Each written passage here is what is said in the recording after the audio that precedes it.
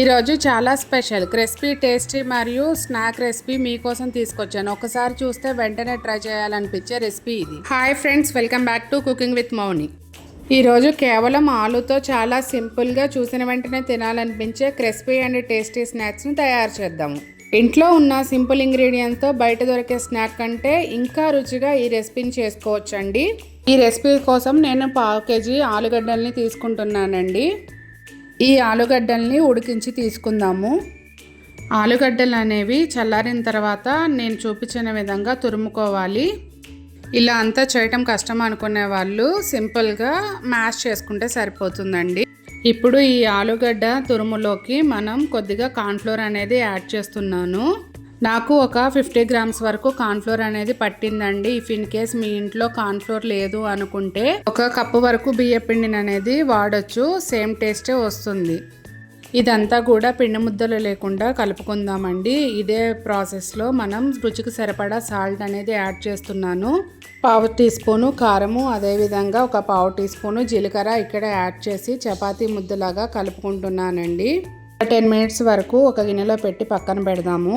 10 minutes తర్వాత చూస్తే పిండి అనేది ఎంతో స్మూత్గా తయారవుతుందండి. ఇప్పుడు ఈ పిండిని నేను చూపించిన విధంగా రోల్ చేసుకొని ఒక ప్లేట్లో పెట్టుకోవాలి. ఒకవేళ ఇలా రోల్ చేయడం రావట్లేదు అనుకుంటే నేను చూపించినట్లు 2 చేతుల్ని ఉపయోగించి ఈ విధంగా మనం రోల్ చేసుకొని మనం ప్లేట్లో పెట్టుకోవాలండి.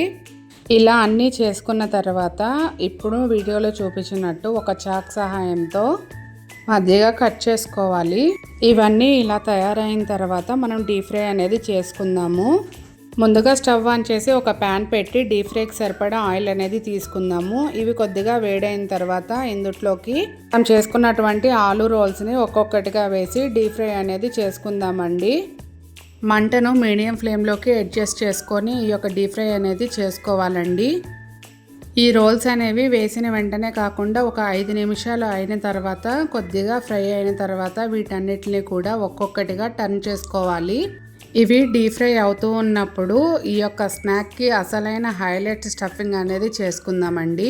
మిక్సీ జార్ తీసుకొని కొద్దిగా కొత్తిమీర, పుదీనా, అదేవిధంగా 2 పచ్చిమిరపకాయలను అనేది కట్ చేసుకొని వేసుకుందాము. ఒక 1/2 స్పూన్ వరకు పంచదార, కొద్దిగా జీలకర్ర, వెల్లుల్లి రెమ్మలు 2 వేసాను. అదేవిధంగా కొద్దిగా చింతపండు అనేది యాడ్ చేస్తున్నానండి. అలానే రుచికి సరిపడా సాల్ట్ అనేది వేసుకొని మిక్సీ పట్టుకుందాం.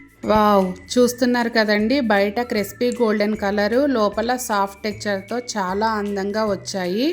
ఈ రెసిపీ అనేది ఆల్మోస్ట్ రెడీ అయిపోయిందండి. వీటన్నిటిని కూడా మనం తీసుకుందాము. ఇప్పుడు ఒక్కొక్కటిగా గ్రీన్ స్టఫింగ్ అనేది ఫిల్ చేద్దాము. మీరు నమ్ముతారో లేదో కానీ గ్రీన్ స్టఫింగ్ స్మెల్ అయితే సూపర్ రిఫ్రెషింగ్గా ఉంది. బయట క్రిస్పీ, లోపల స్పైసీ మెంట్ స్టఫింగ్తో మౌత్ వాటరింగ్ ఆలు స్నాక్ అనేది రెడీ అయిపోయింది. ఇంకెందుకు ఆలస్యం, మీరు కూడా ట్రై చేసి ఎలా వచ్చింది అనేది కామెంట్ సెక్షన్లో తెలియజేయండి. ప్రతి రెసిపీ వెనక ఒక రుచి మాత్రమే కాదు, ప్రేమ, ఆరోగ్యం మరియు కుటుంబ ఆనందం కూడా ఉంటుంది. ఒక్క లైక్, కామెంట్, షేర్ మరియు సబ్స్క్రైబ్ నాకు మరింత మంచి కంటెంట్ని తీసుకురావడానికి ప్రేరణ ఇస్తుందండి. రుచికరమైన వంటలు, ఆరోగ్యకరమైన జీవితం, ఇదే cooking with Mouni. Made with love, served with happiness. Thank you for watching.